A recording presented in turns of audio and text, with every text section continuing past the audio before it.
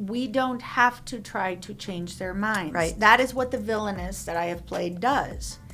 And villainesses, especially in the telenovela genre, which is melodrama and which is so heightened, but at the end of the day is based on life. Yeah.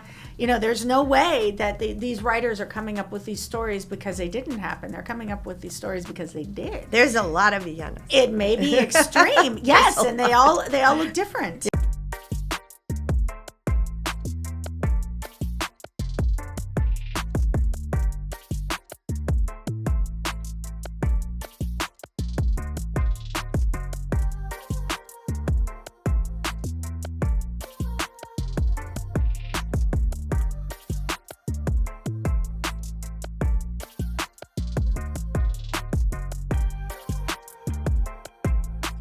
So today you're going to get to hear from a superstar. She's a very good friend of mine, Katie Barberi, or Katie Barberi.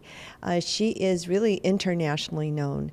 She has worked here in the U.S., even for Disney, and has also done so many telenovelas in Mexico, many that are very famous.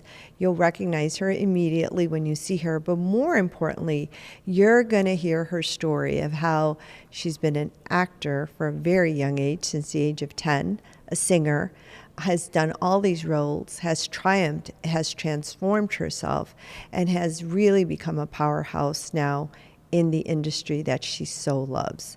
So here, come with me to meet Katie Barberi, a real fashion icon and somebody who has been very, very successful, and yes, a chic innovator. Hey, I am Katie Barberi, coming to you, very excited about to do an interview with Chic Innovator with my dear Arabel Alva Rosales, and this is me. I'm so happy you're here. Thank you. Welcome. We've known each other now for quite a few years. We have. I'd say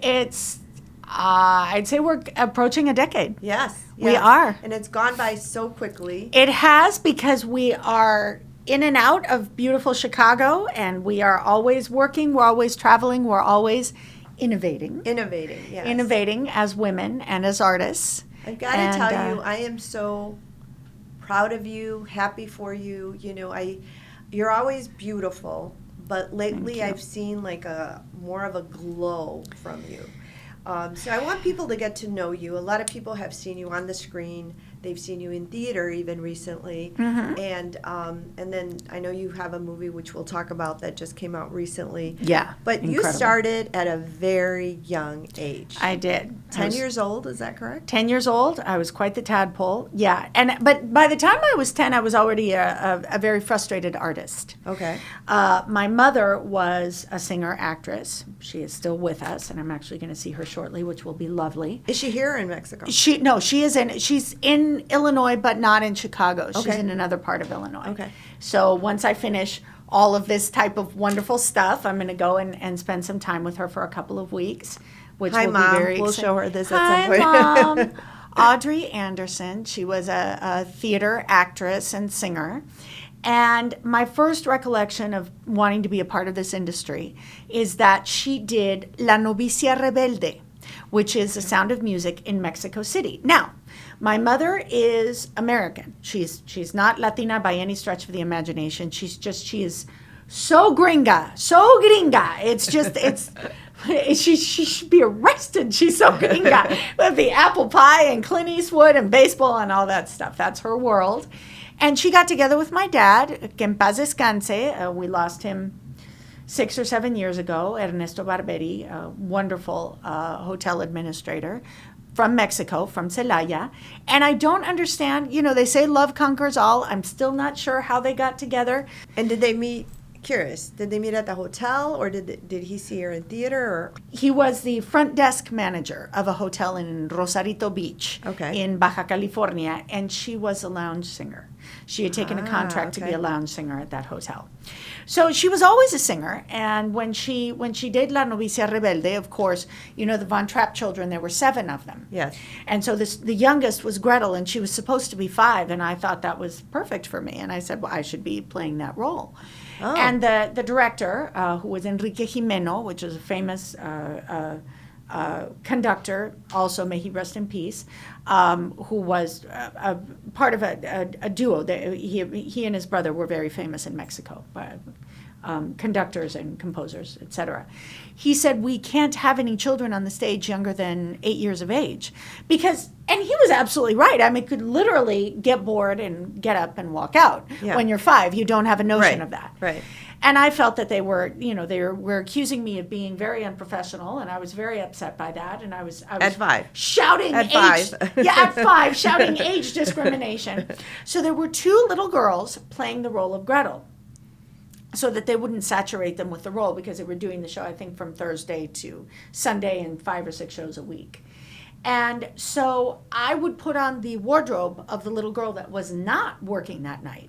And I would play the part of Gretel, but in the wings. Behind the scenes. Backstage. I love that. And I would put on the wardrobe, probably wrong. I did everything wrong, I'm sure. But I did all the musical numbers, and my mother didn't even know that I was doing that. She thought I was very calmly sitting in her dressing room waiting for her. And you were rehearsing all this I was time. rehearsing, Yes. and the stagehands told my mother, your daughter goes to the wings and performs.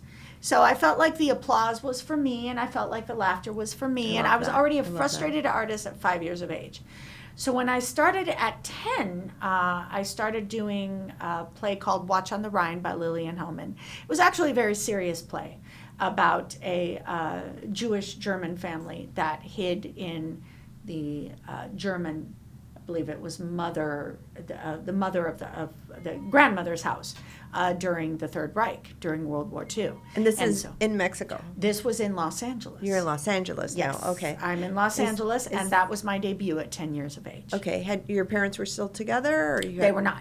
They were divorced shortly before, they broke up shortly before my mother did La Novicia Rebelde, and then my mother traveled with me to the United States, and again, by the time I was 10, I was like, when am I getting my shot? So I want to ask you, though, because you're 10 years old, yeah, and you're in this very tough industry. Yes. Right? So, which a child actor industry is cutthroat. Yes, it very much is. Uh-huh. So how did you survive that? I mean, was your mom very involved with you, or? My mom was. Now, I was a child actress in the 80s, where if you look at all of these, true Hollywood lifestyle stories, Yes. it just seems like a cesspool and a nightmare, and it can be. Yeah. But if you have a good base, and my mother was my base, and you have a strong foundation, a strong moral foundation as a human being. I never got into drugs. Okay. Never got into underage drinking. I don't recall ever even trying a cigarette. I just didn't have that rebellious nature. I was focused. It was kind of me and my mom against the world. And so I think that had something to do with my ability to stay focused, is because I was in Los Angeles really trying to make this happen from the time I was a kid. And that was a very tough era. It really, there were a lot of really drugs was. going on, and there were. By virtue of there not being social media at that time, it was always a lot easier, I think, for my comrades, my cohorts, to hide, yes, the kind of stuff that they were experimenting. And I think a certain amount of experimenting as a teacher is normal. I mean, as a teenager is normal, and I don't discourage it. I think we're on this planet to learn and to grow and to experiment and to experience life.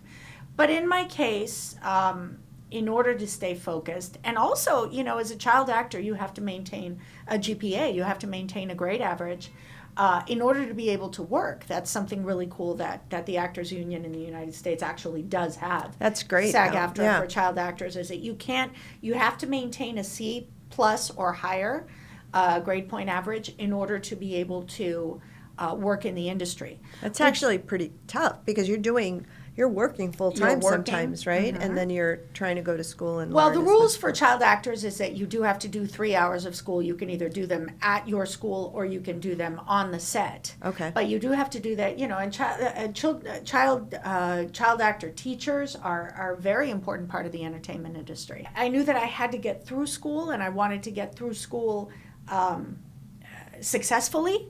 But I also still knew that my career path was definitely going to be this. To kind of help you reach your goal, you had to go through that. So I had to go through that, and I think that also might have kept me out of trouble to a certain extent. So but Katie, I was a part of that whole, Hollywood 80s Yeah. child star scene. Absolutely. No, 100%. it's fabulous the way you made it through, and you made it through successfully. I'm wondering, because they talk about pivotal moments in people's lives. Yeah. And I wonder if the fact that you were not allowed to be in that, and you were like, no, I'm going to be in this, and behind the scenes you were doing everything possible. Because sometimes that triggers you to do the opposite and to prove people.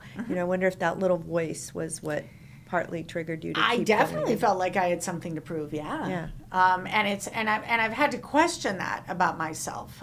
Did that come from a place of insecurity? Did that come from a place of feeling that I needed to prove something when maybe I didn't? And I think as we grow as human beings and we start sort of shedding Yeah. skins that maybe aren't ours. And I don't know. It's possible that it takes. They say some scholarly types say that it takes a lifetime to get to know yourself. And as we grow as human beings, it's super important to ask ourselves, what is it exactly that we really believe, and mostly, what is it that we want? Yes. And it doesn't have to Yes. be what others wanted for us. It shouldn't be, actually, It shouldn't for the be. most part. So Yeah. all of this is to say that thing that I needed to prove, maybe that was inherited. Yeah. But the happy news is that it has created a lifetime career for me in what I really love. No, I think it's important. And some people take the same thing, like the same thing could have happened to another individual, and they would have absorbed it and done something completely different, right? Completely So different. it's that pivotal moment and kind of what you do with it that makes a big difference in life. So I think that my driven nature was, I believe truly, as an actress, as an artist, that my driven nature really did come from a love for what I do. And I've investigated this because I've really done some soul searching. some soul searching and some self analysis to say, wait, now did you want so desperately to be an artist because that's what your mom did, or did you feel like you had something to prove, or you didn't feel like you had it? No, and happily, and I've made a lot of different decisions about who I am in other ways, but happily, the career really did come from a love for what I do. I love that. And that is great. That's Yes. great for me to discover, Yes. because then I know, all right, so hopefully many years from now I can drop dead on a stage. That'll it's something that I know I'm committed to, and that I feel safe being committed to, as hard as this career is. Yeah. Because it's not easy. People think it's easy. It's not. Oh, no, I think it's one of the toughest. Let me ask you, because you've had so many incredible roles, right? Which role, if anything, do you think helped you grow as an artist, as a human being? I mean, I don't want to sound cliche, and I don't want to not answer the question, but this is a conclusion that I've come to recently. I've ended up talking to a lot of young actors recently. But what I have imparted to all of them is, it's not about the project. Okay. As it turns out, it's not about the project. It's about the experience. It's about the role that you're playing. It's about the people you meet. And it's about the locations that we are so fortunate in this industry to be able to visit when we're working. No, and I think, and that's why I asked the question. Yeah. Because it's not about you're doing X, Y, and Z, but it's the whole experience. Well, I think right? as young actors, we're always like really freaked out about, hopefully the show is successful. Hopefully the movie, takes off. And once you've been in the industry long enough, at least this has been my experience, you realize that as an actor, as a helping hand in a project, if you're not a producer on the project, you have very little to do with what they're going to do production-wise, editing-wise, marketing-wise. That's not your bag. You're going to perform, and you're going to create this role, which is to say that you're going to be the role psychologist in a way. You've got to figure out, sort of do some brain digging and figure out what makes them tick. Never judge the role that you're playing. Never judge if it's a villainous. In my case, it's always been a woman. That has taught me a lot. Maybe taught me what I shouldn't do in matters of love. Usually villainesses have this kind of Give us a little bit there. What do you mean? So villainesses are people. I've never. It's so funny because anywhere in any Las part, villanas, no? Las villanas. Anywhere in any part of Mexico or Latin America or Europe or anywhere I go, I always hear, ¿eres la buena o la mala? Mm-hmm. So there's no such thing.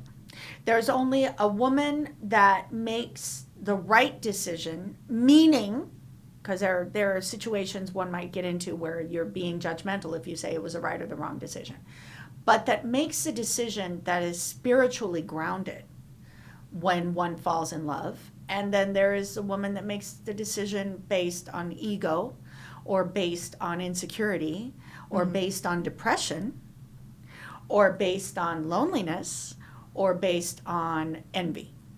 Those have been the 5, I would say, motors that have driven any villainess that I have ever played.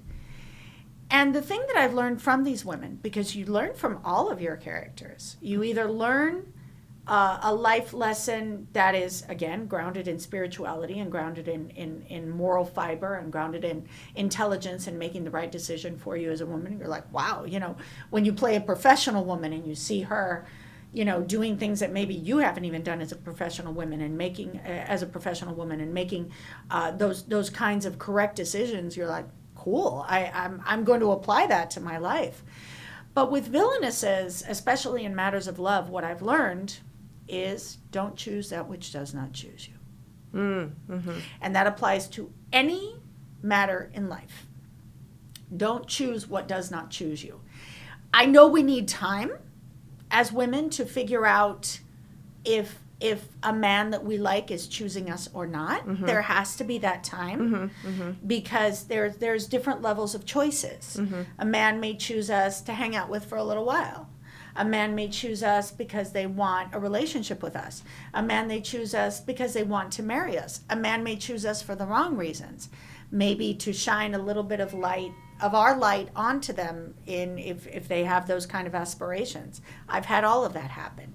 But at the end of the day, it's about not choosing that which does not choose us, in the sense that so many times we get confused as women and we say, but it has to be something we're doing wrong. No. It has absolutely nothing to do with us. If there is anything the entertainment industry has taught me, it's don't take things personally. Yes. Don't take rejection personally. And that applies in our industry, in our field of business, and in our endeavors as much as it applies to our personal life. Have you learned from rejection, though? I mean, in personal relationships? Oh, my God. Infinitely, I've learned from rejection. Infinitely. This is not something that I learned, starting out. I had to go through this entire process. We all do. We all do. Yes. And so it's very important as women not to judge ourselves as well, as human beings not to judge ourselves, and to understand that the pain that we're experiencing from rejection is not a pain we need to be ashamed of. Mm-hmm. It's not, even if because, here's the problem, is that you're going to hear everybody's advice during that time. And a lot of the time you'll hear judgmental advice of, it's your ego. And if it's your ego, it's sort of, you lose validation because it's your ego. No, being in pain because your ego has been hurt is very valid. Yeah. We just have to get to a place as women where we understand the reason the man is not, or the woman is not accepting us the way we want to be accepted, has nothing to do with us. Mm-hmm. It has to do with something that is going on in their hearts, in their minds, or in their lives that does not allow them to open themselves up to us. Do you think, though, at some point it is good, and I've been in that situation where we all have. It's Ladies, part of it. It's part of life, If there is anybody out there that I am fortunate enough as seeing this right now that may admire me on any level, I got to tell you, I've been rejected a lot, personally and professionally. It's a part of life. It's a part of the experience. I've learned, though, is that being very clear of kind of what my needs and wants are. Mm-hmm. And if I do care about the person, I'll let them know. But if they're not playing fully out, then I also, make it clear that, well, then this is not going to work. Right. Until, and sometimes they They change and they grow up, Sometimes but it has to happen on their own. Well, no, and the thing, exactly. That's And the thing is, that's exactly, we don't have to try to change their minds. Right. That is what the villainess that I have played does. And villainesses, especially in the telenovela genre, which is melodrama and which is so heightened, but at the end of the day is based on life. Yeah. You know, there's no way that these writers are coming up with these stories because they didn't happen. They're coming up with these stories because they did. There's a lot of villanas. It may be extreme, yes, and they all look different. Yes. You know, Yeah. They may be extreme cases, or we may see them happening. You know, in consequence, in a series of consequences that may not happen in that short of a time. Mm-hmm. You know, in real life, but at the end of the day, it's based on life, and these are women that I have played, these women that start, like I say, jumping through these hoops to try to get the man to accept them, when what you need to do as a woman is first love and accept yourself. Yes. Because when you love and accept yourself, and that has to do with getting to know yourself, and that's the process that I'm in right now. I think we're always in that process until the day we pass on. We're always learning. Always. And Who there's we a lot are. of women that are afraid to be by themselves because it's going to cause them to have to know themselves. And that can be scary too. I mean, there's a little bit, you know, some people go through some fear of actually getting to know what you're really like and actually asking yourself what you really want out of life. So. It's because you may hear things when you actually ask and you're not afraid to answer. Yep. You may hear things that go against what you were taught. Yes. You may hear things that go against what your parents taught you. You may hear things that go against what your school taught you, what your friends taught you, what peer pressure taught you, what people expect of you. What people expect of Yes. you. You may hear responses that surprise you and that are scary. Yeah. Because you've lived your life a certain way, being a people pleaser and trying to make everybody around you happy. Yes. And so when we really start exploring self-love as women, you start loving maybe your own company, because you start discovering how cool you are as a human being. It's like, hey, I really like this woman. Yeah. This woman's a badass. It's what I've discovered about myself in recent time. I look at my life over the last year. She is a badass. I'm just going to say. No, you are. Likewise and beyond. Because you're doing some amazing things. I know you've done a little bit of production now as well. I have. Which is great. I have. How does that feel? Tell me So about I that produced process. last year, and I directed a play here in Chicago called Sweet 15. And that was an amazing experience. I love actors. I love getting to understand what made an actor into an actor, why they chose this profession. And I love seeing the right actor in the actor that belongs in that role. I love seeing that happen. So when I was able to take part in I acted as a casting director in the second run of this play. It was very exciting for me to be a part of that and to see the right actors put in these roles. And then I also discovered that I love directing, and that's something I didn't know. Okay. That's something I have not. I mean, I don't know what that means for my future, but it's cool. I don't know if that means I'm going to study directing in film and television, but I know that theater directing, I'm... But it opened up a whole other... Oh my God, Yeah. I'm so passionate about it. And I That's love directing. I love directing. I never give a line reading to an actor. I'm against that because it has to come from them. But Okay. what's so cool, if I'm waiting to hear something from an actor in a role and I know they can go deeper and I know they can nail it as far as comedic timing goes, finding the right words so that we can find it together, I didn't realize I was passionate about that at all. So that for me was super cool. Yeah. And I did explore that. Now I've been back to acting this whole year. Yeah. But I've taken that experience and it's actually easier for me. I've always had a good relationship, I think, with my directors, with very, very, very few and choice exceptions. I've had really good relationships with the directors that I've had the pleasure and the honor of working with in my career, both in the Latino and the American industry.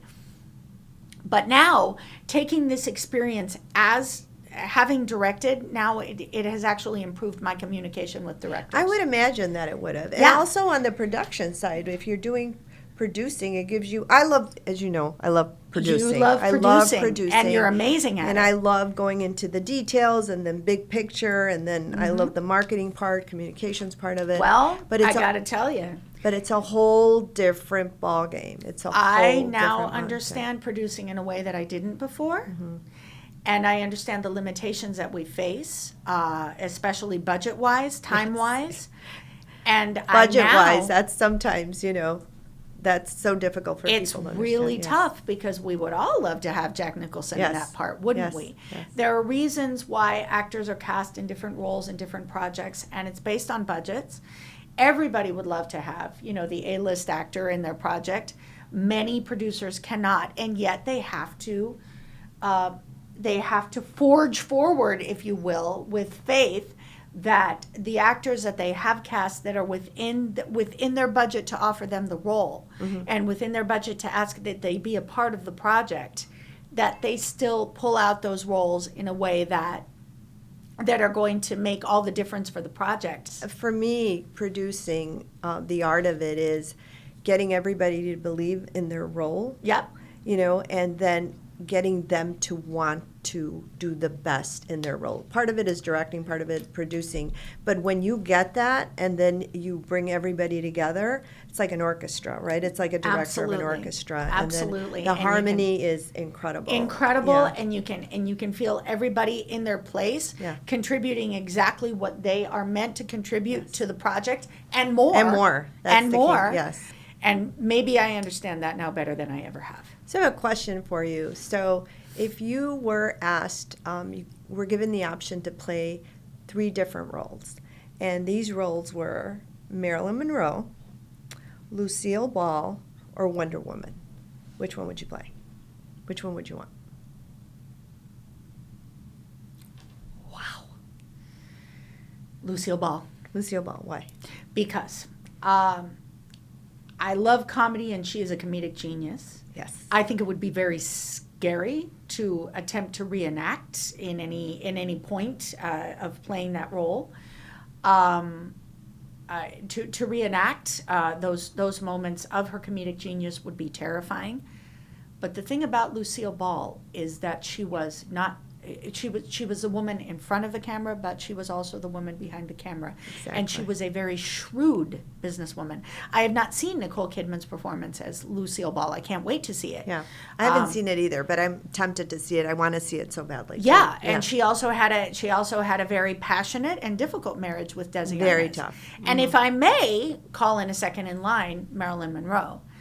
And that is because Marilyn Monroe, if you're able to play those 2 different roles, these were women that were icons in our industry, also talk about or interpret or be able to embody a woman whose abilities and whose genius, because she was actually a very, very talented actress. And she opened up so many doors for women. The negotiations she did with some of the studios, people don't understand. No, they don't know Yeah, it, and it's yeah. because she played this but that was all her creating that. That's not who she was. And she was a woman that I believe, I've read 2 biographies on Marilyn Monroe. I love biographies. Me too. Me too. I love to read I've got like a whole biographies. stack of them. I've read different- 2. Yeah. And she suffered from Great Depression is what I think.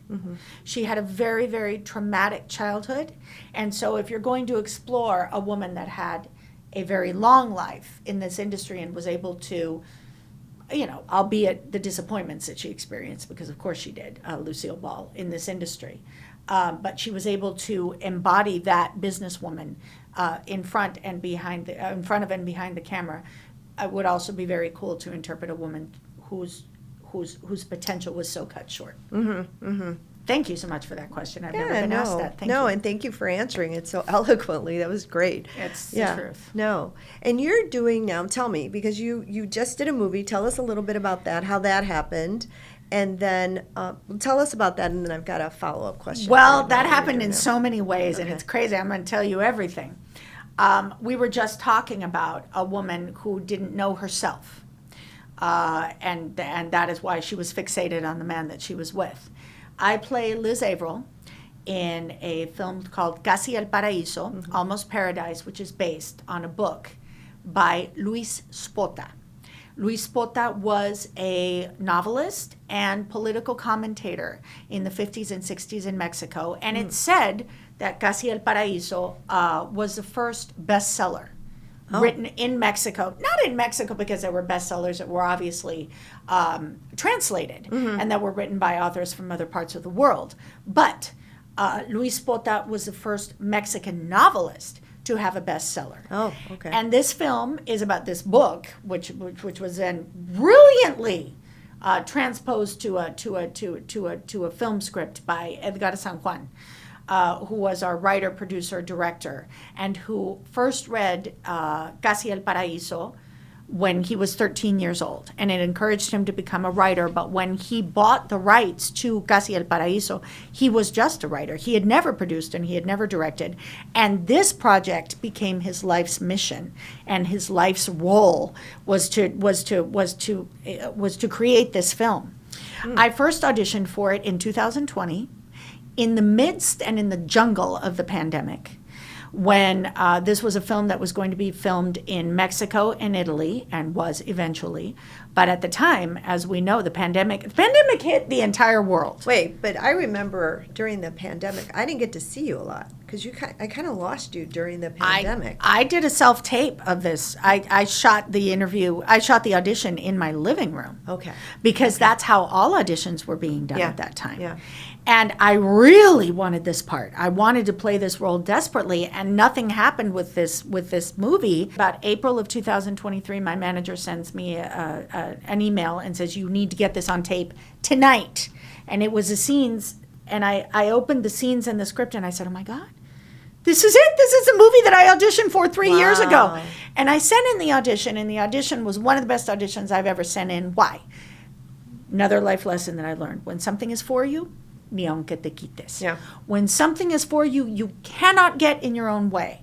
So, if something is for you and you can't get in your own way. Also, when something is not for you, It's you not going to can happen. climb as many mountains as you want. Exactly. It's not for you. Yes. So we can lose time. let it go. We can lose time. We can lose tears. We can lose energy. We can lose years trying to make this for you. If it's not, it never will be. And if it is, you cannot get in your own way. Yes. So I sent in the audition and I killed it. 100%. Yeah. Why? Because I had to, because it was for me. Yeah.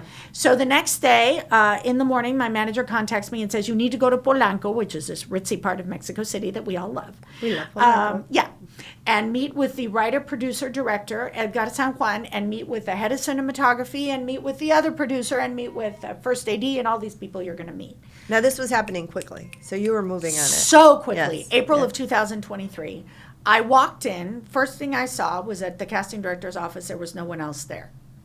That's always a good sign as an actor. If you're walking in for a callback and ain't nobody else there, they're either very, very late, or it means they pretty much have who they know they want. Okay. So let that, as an actor, let that embody you and let that infiltrate you with self-confidence. Okay. Let it, as you walk in that room, say, "Yes, hell yes, this is mine. Esto es para mí." And don't let anyone or anything throw you when you walk into that room. Do you say that anyway, though? Is that something you tell yourself anyway going in? Here's what I've told myself with auditions, and then we'll get right back to Liz. But here's what I've told myself with auditions. You know, I lost a couple of roles because I got so nervous in the room with the producers. If anything, actors are very sensitive. And if anything throws you off, it may not have anything to do with you. What I decided as a performer, and what has now worked for me, is that we all get the opportunity to perform that role. And that is in the audition process. So I now look at auditions as my one opportunity to perform the role. There may be more opportunities if we book it, but we have that one opportunity in front of it of an albeit small and very judgmental group, which would be the casting director, the producer, the writer, what have you. But we have that opportunity to perform that role. So don't take it as a moment to be judged. take it as a moment that we get the opportunity to perform. And be grateful for that and give it all you got. And give it all you've got and enjoy that performance. Yes. And if more comes of it, great. If not, you got to perform that part. Yes. In that moment, that part was yours. Yes. So that's just like you did when you were right. 5 years old. Exactly. Behind the scenes. Exactly, Okay. exactly. But when I walked in and I saw that there was no one else there, I thought, I think I have a serious shot at this. Okay. So I walked in, I enjoyed the performance the way I always do. And then the next morning, I got anytime I book a job, my manager sends me, my manager, Fernando Gonzalez, a Blue Talent, who's maybe the best manager I've had in 40 years. He always contacts me via FaceTime because he wants to see my reaction. So I got that FaceTime call and I thought, this is mine. I got this. And he said, well, I don't know what we're going to do because, we've got to fly you to Italy. And I was like, oh. So it was an extraordinary experience. And then I shot the film, and that was amazing. I shot it in Mexico. I shot it in Mexico City, Acapulco, in Italy. What part of Italy? I shot it in Giovinazzo and Bari, which is in Puglia. Oh, it's in southern Italy. Okay. And it's like the heel part of the boot. Yeah. That's Near where we Sicily? shot. It was so Beautiful. gorgeous. I bet. So gorgeous. No, they say that is. I have not been to that part of You Italy. haven't been to that part. Okay, I did. Yeah. I then traveled through the rest of Italy. I went to Napoli, and I went to Rome, and I went to, I think, what I consider to be the prettiest town in the world still, which is Positano. That's pretty. I have yet to see a place that is so gorgeous as Positano.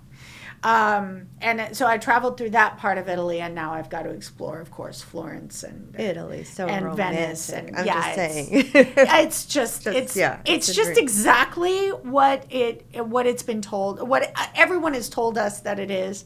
I was very happy to find that it is all of those things and more. Anyway. I shot the film in Italy. I shot it in Acapulco and in Mexico City, and it stars Miguel Rodarte, who I said this before I did the film. To me, he's the best actor in Mexico. Oh, he's the best Mexican actor on the planet at this moment. Hola, and Miguel. Hola. And Rodarte is Rodarte. There's no one. He just has his own level. Esmeralda Pimentel, who is an extraordinarily talented actress in her early 30s, just in this perfect moment to just mold this career that I think is just unstoppable. Carol Sevilla was in, she played Luna in Soy Luna, which was this tremendously successful Latino Disney show.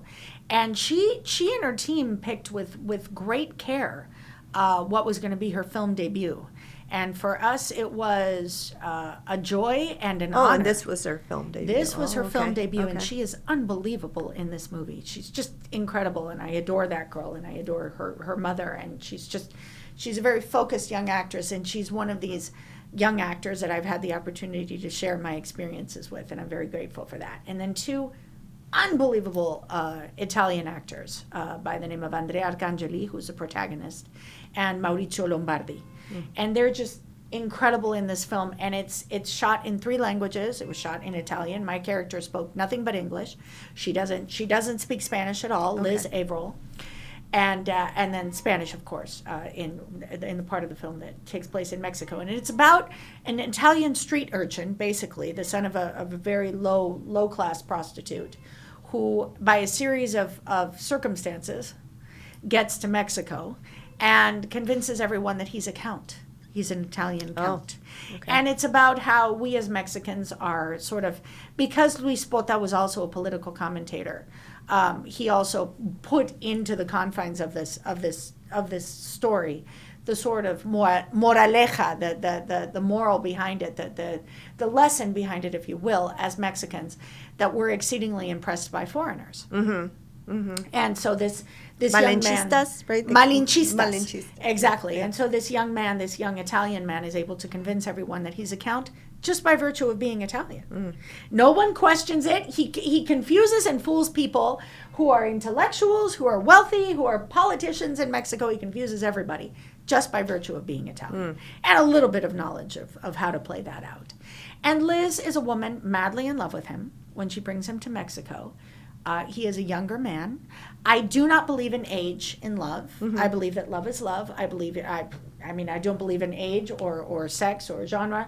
I believe that love is love, and that we neither choose who we fall in love with, nor should we judge those feelings. It's an energy. It's an energy. It's an energy. And yeah. if there's a connection, and if it works, awesome, and it doesn't matter. But in Liz's case, precisely because she was jumping through hoops to try to be who she thought this man wanted her to be, and she was so desperately in love with him that there was no self-love. She is ultimately a very destructive character, and it's interesting because there are 3 women in the film in the lives of this count. There's Carol's character, there's Esmeralda's character, and there's my character.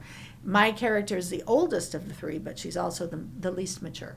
Okay. And how age doesn't necessarily mean maturity. Yeah. Because we can also spend an entire lifetime not knowing ourselves and never getting to know ourselves. I am so proud of this project. It may be the project I'm most proud of being a part of, just because I had always dreamed of being in a project that was based on a prior work of art. And this is based on Luis Pota's book. And Luis Pota, this is what's crazy. My grandfather, Ernesto Barberi, and my granduncle, Carlos Barberi, were reporters, entertainment industry reporters in the 50s and 60s. And my aunt, Berta, and I were sitting having tea, and this was in June or July of this year. And she finally said to me, "Wait a minute, are you saying the film you shot was based on Luis Pota's book?" And I said, "Yeah, I told you." And she said, "I guess I wasn't listening." She said, "You know, Luis Pota would meet with your grandfather and your granduncle at least 3 times a week in a cafe in La Narvarte, in La Colonia Narvarte, a neighborhood in Mexico, to talk about politics and entertainment." Oh, you're kidding. So now I say that I got the project by who I knew, by a palanca, but absentia. Oh my goodness. In absentia, because they are no longer with us and haven't been for years, but now my story is... It was meant to be. Right, from somewhere in the great beyond, yes. My grandfather turns to Luis Pota and says, "Oye, Luis, isn't there a part in the movie that's based on your book for my granddaughter?" Maybe he says, "Yeah, maybe I'll put that in Edgar Let's make this happen. Let's make it happen." And it so happened. I love that. Yeah. I love that. Yeah. So you've done so many things, so much in this industry, and now you've taken on another role recently. I think you said this is like the 3rd time you're taking on this type of role. I see it as an executive type of role. I mean, you've done the director, producer, but you're doing some negotiations now. Pretty high level negotiations. Absolutely. Tell us a little bit about that. So I have a duality in my work and in the industries that I've been a part of since I was a child, and that is that I am a Latina performer. I am a Mexican performer. I belong to ANDA and ANDI and AISGE, which are the Mexican and Spanish unions in Mexico and Spain, and in Latin America they are covered by these unions. But I'm also a very proud SAG-AFTRA and Equity member in the United States. I've been a member of SAG-AFTRA since I was, I think, the same 10 years old that I was when I started the industry. I did my first SAG job. And I assisted with the negotiations for Telemundo to create the first Spanish-speaking television contract. And this was now 6 years ago with Telemundo, Telemundo is actually a division of NBC. And we're going to go back in and the negotiations are every 3 years. So I just got the wonderful news that I'm going to be a part of those negotiations again, and I'm really looking forward to that, because over these last 6 years we've been able to, I think, have a really good relationship as performers with Telemundo and with the union. I just did a project for Telemundo. I did Sed de Venganza, starring Isabela Castillo, whom I adore and who I've known for 15 years, and she did her first novela with me, El Fantasma de Elena, and so we've known each other. So Sed de Venganza is a telenovela? Sed de Venganza is a telenovela. It's on the air right now with Telemundo. And I opened that show for them. I did the first and second episode, and then something happens to my character, for those who haven't seen it. But that was huge for me to be able to then be a part of. I love the name. You want to tell it? Sed de Venganza. It's Thirst for Revenge on Telemundo right now, and now I'm going to go in November, it looks like, to Miami and negotiate that. There's very little to negotiate right now because Telemundo and SAG-AFTRA are doing really well together, and I think they seem to have done a good job all the way around. They're doing a great synergy, and I think it's served the performers tremendously and the production in general. But I was just asked to co-chair with Carmen Olivares, whom I love, and I'm going to do it. Well, congratulations Thank on you. that. And you know It's what? exciting. I think the reason that they're there is you've been involved in the past, right? So No, so- I did the first negotiations. Those took a while because it was creating a first contract. And then I did the second negotiations, which took less time. That was, I think, just like 2 weeks. And now we're going to see if we can wrap it up in got a about 10 good days. foundation going. Yes, in there. once you have that contract, then you're just building little things Yes. based on that, just little concerns that actors may have. And so I think it's provided a really good buffer and a really good means by which the company by which Telemundo, and then which is really headed up by Comcast and NBC Universal, has been able to kind of keep track of how the Latin market is doing with That's their huge, division. though. It's massive. It's massive. It's and so it's important that important. people know that you're behind that. I- That you've been involved with I'm that. very So- proud. I love actors, and I will defend actors in any project that I'm involved in, a capa y espada. Whatever you do, don't come after my actors because I get upset. and anybody that works with me knows that. I love that. I Yeah. love that. Well, Katie, I do want to ask you, since it is Chic Innovator, Yes. I do want to ask Which you I just a love that little name. bit of a fashion question. Oh. So, yeah.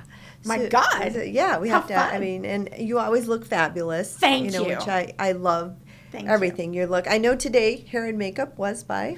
Today, hair and makeup, and many times hair and makeup in Chicago is by the extraordinary Alex Lopez. Yes. He's fabulous. He's He did a great unbelievable, job. and he has done everyone's hair and makeup Yes.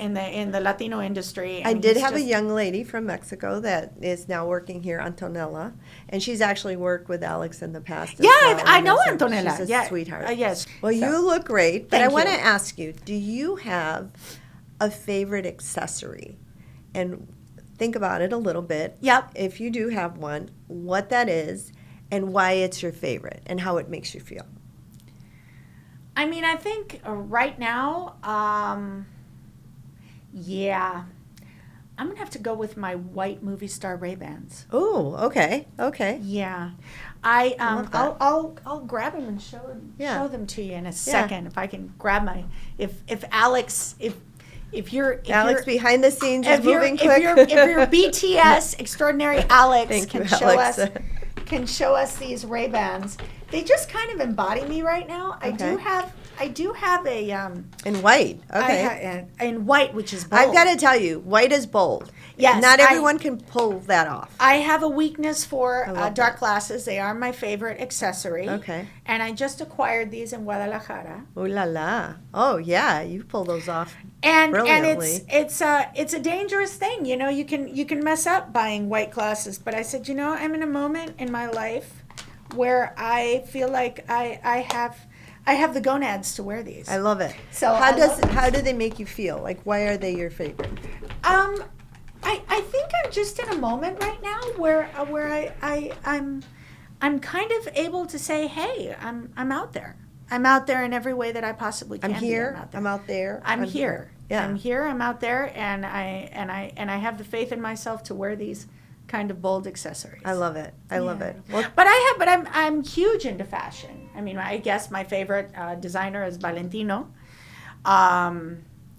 I'm all about clothes. why Valentino? I'm curious. I love Valentino, by the way, but why? Because he's classic and innovative at once. Yes, very innovative. A lot He's of people don't classic and realize that. innovative Yes. at once, and his lines are very, very flattering on Yeah. women. Very. Innovative, but not necessarily trendy. No. You know, no. so it gives He'll this create a classic- trend, Yeah. but he doesn't follow any trends. Yes, style is really what you make of it. It's what you make of it, and it's Yeah. what looks good on you. Yes, so So don't feel like if you have to, don't be a size slave is a piece of advice I can give. If you wear a size, in pant or in skirt where you're like, I shouldn't be wearing this size. I should wear a size smaller, or I have to Forget the size. Forget the size, Yes. because maybe the size is not reflecting your waistline. It's reflecting your hips, and you have fabulous hips. Yeah. Or it's reflecting, learn to work with your body type, and don't be afraid of a number. The number, a good designer can design for any body type. Yes, 100%. And you will look amazing. Love the skin you're in. Yeah. And don't be afraid of a number. Don't be afraid of a weight. That's not, those numbers and size numbers are not what's important. It's what looks good on you. Yes. Well, thank you for being with us. Oh my God, this has been, could talk to you literally all day long. And we have. And We've done that before. Now we got some of it on camera. Yes. Okay. Well, thank you for being with us. Oh my God. I love you. And I'm so proud of you. I love, you've transformed all the time in a good, positive way. And you're constantly growing and glowing, which I love, I want to thank you so much for inviting me, and I want you to know cuánto te admiro. I want you to know how much I admire you, and I think the coolest thing about this woman, there are many extraordinary things about this woman, and I'm not going to cry. No, maybe I am. You support women. Thank you. Yes. You support us. Yes. You want to see us grow. You want to see us become everything that we can be. And you have that angel inside of you. You have that inspiration inside of you. But to you're gonna make me cry. No, but to let it out and to want to see us be everything that we can be, that's a gift. And thank you for giving that to us. Oh, and thank you. Thank you for being a great example. It wasn't going to be one of our talks if we didn't cry. Exactly. That's te quiero why, mucho. That's por eso te admiro tanto y por eso te quiero tanto. Gracias. Tú sigue haciendo eso. Tú Aquí sigue, estamos y seguimos. tú sigue sacando lo mejor de las mujeres que tienes a tu alrededor. Y tú sigues siendo lo mejor. Mwah. Love you. I love you Love too. you. Thank you.